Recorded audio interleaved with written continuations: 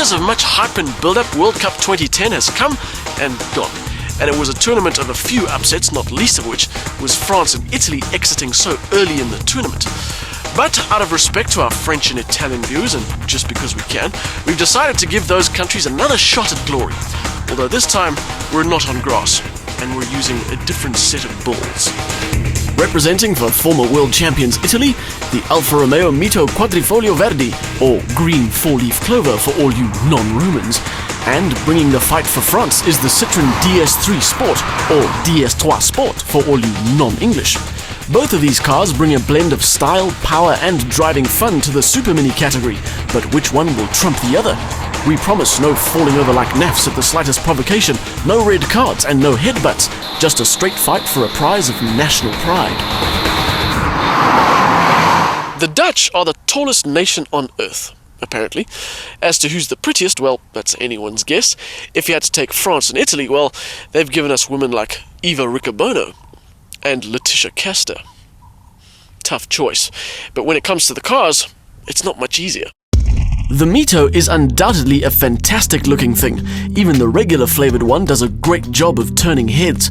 It's not cute or funky or any of those other ridiculous adjectives that motoring PR people use to try hype up the look of their products. The Quadrifoglio version gets a few greyed out bits and, well, not much else. And to be honest, I was a bit disappointed. Given the performance hype, I was expecting some flared bits, maybe a bit more plastic, even some bigger wheels. The only thing this car's got a lot of is restraint.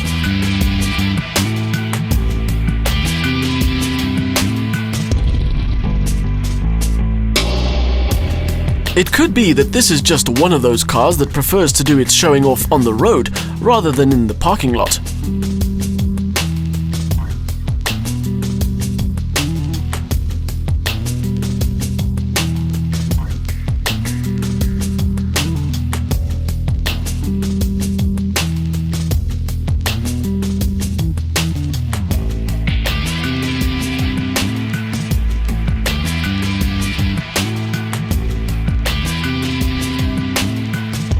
But parked next to the Citroen, it gets blown into the weeds.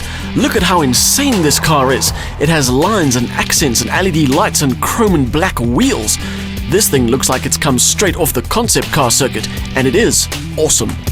When you approach people in the Mito, you get attention. But with the DS3 Sport, you don't need to approach people. You'll get attention, and it's not just because of the bright paintwork.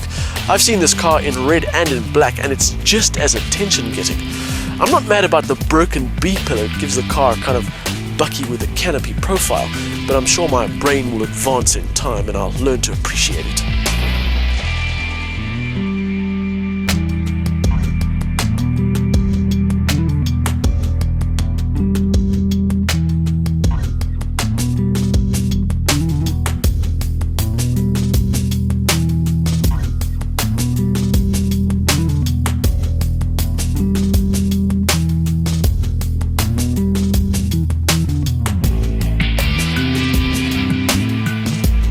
As far as I'm concerned, there's just no competition here.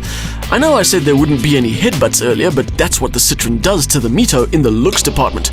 Zidane would be proud.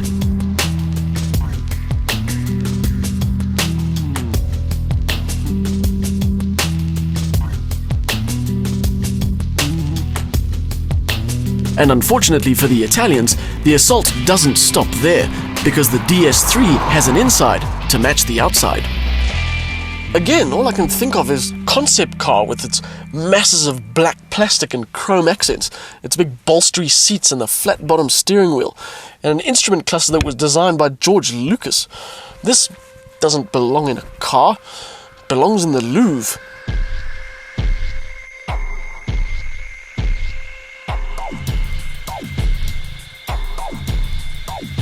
Yes, that most famous of French galleries would be the perfect home for this interior because not only is it innovative and interesting and amazing to behold, but it's also not something that everyone will appreciate. For starters, I wish they'd designed a new infotainment system interface instead of just chucking in the same thing that's in every other Citroen, Peugeot and even the occasional Fiat. Having said that, I understand the need to keep costs down and all of that boring accounting stuff that seems to put a dent in car designers' aspirations. One thing I don't understand though is this: the DS3 has no cup holder, and that's just odd.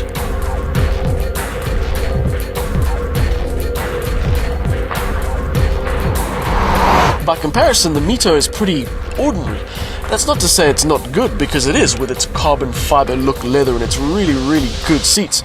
The rest is all fairly standard Alfa, red dot matrix displays, labels in Italian, but like the styling, it's pretty restrained. And not that solid. I will say that I've driven a Mito before and its interior was faultlessly put together, but in this quadrifoglio there are a few annoying rattles, and the steering wheel doesn't quite sit where it should. I don't mean it's in the back seat or anything, but even with a whole load of adjusting, it just doesn't fall to hand quite right.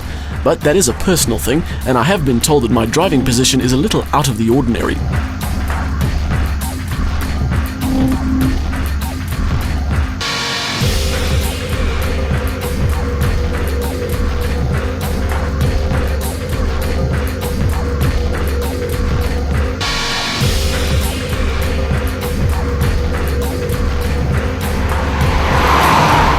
So as it stands, the French have taken a clear 2-0 lead over the Italians thanks to some unbelievable design both inside and out. But now, the performance. Both are 4-cylinder turbo petrol and both have a 6-speed gearbox, but that's where the similarities end. The Citroen is a 1600, the Mito is a 1400, and even though this is a smaller engine, it puts out 10 Newton meters and 10 kilowatts more.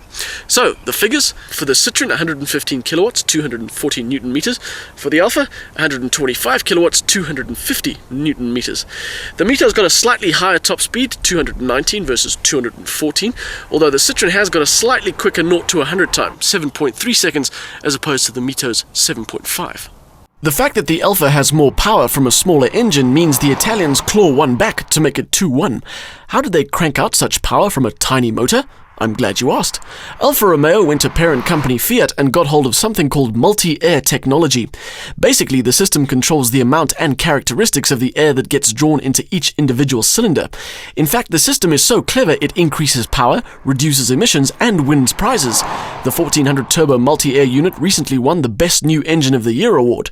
Of course, all of that is on paper, but we don't drive on paper.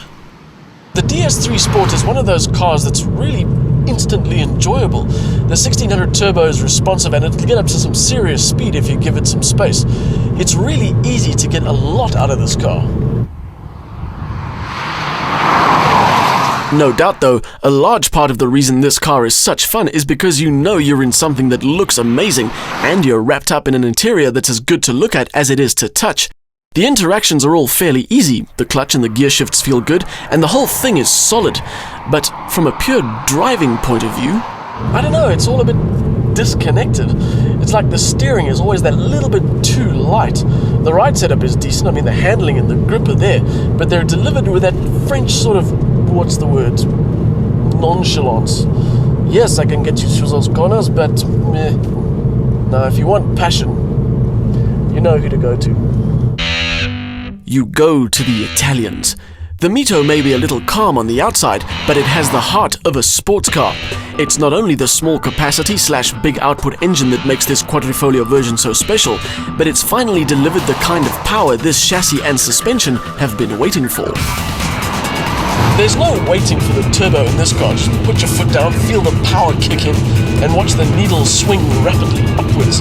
It's got a great exhaust note, superb gear shifts, and then on top of all of that, there's the Mito's secret weapon. The electronic Q2 limited slip differential. Besides delivering real driving benefits, it just goes to show you how thoroughly this car has been engineered. Another example is the DNA driving system that gives you 3 different driving modes. But do me a favor, if you're going to drive the quadrifoglio in normal mode, just go buy a regular Mito and drive that. This car feels so much better when you select dynamic. It really is like a shot of adrenaline for you and the car. Everything tightens up, and then the engine and the suspension and the differential and the chassis all combine to deliver an almost unbelievable drive. It's like something you'd expect from a car costing 100,000 Rand more. I love this car. Now wait, let me rephrase that. I love this car. But this is a competition, and as referee, I cannot let my personal feelings get in the way.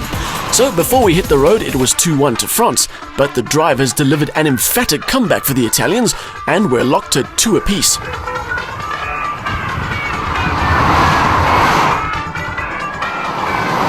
Looks like it's down to penalties. or price. The Alpha is 264,000 Rand, which makes it 9,000 Rand more than the Citroen, but we can't just declare a winner on that. The DS3 Sport undoubtedly has the looks and the style, but the Mito's not too bad in that department either. Plus, the Mito has the engine and the engineering to deliver a really satisfying driving experience. I hate to tell you, France, but you just lost to Italy. Again.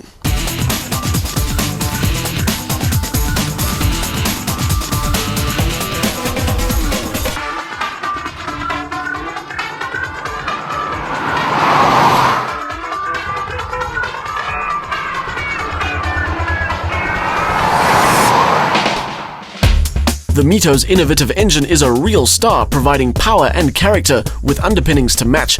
The result is a first-class dynamic package. But the styling and the interior treatment don't quite match this car's excellent performance, and the test car's rattles disappointed as well.